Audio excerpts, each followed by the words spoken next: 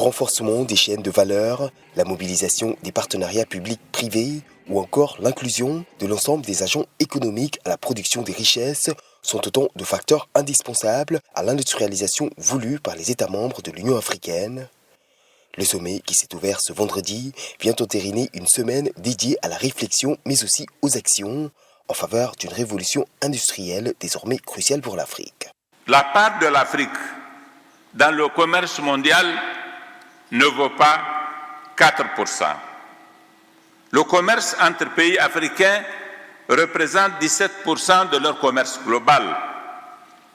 Et c'est le faible niveau d'industrialisation de nos différents pays qui explique cet état de fait déprimant que rendent les statistiques que je viens de citer.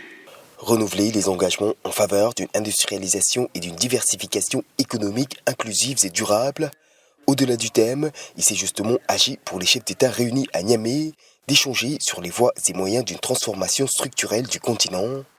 Une nouvelle orientation qui devrait prendre en compte plusieurs tendances sociales et économiques actuelles. L'industrialisation associée à la diversification économique viendra bouleverser toutes les politiques publiques pour les reconfigurer conformément à ses propres exigences, qu'il s'agisse des politiques en matière d'éducation et de formation, du climat des affaires, des normes et de la conformité, de l'investissement, de la concurrence, de la propriété intellectuelle, et j'en passe. Un nouveau cadre de politique continentale qui reste toutefois lié à la mise en œuvre effective de la zone de libre-échange continentale africaine.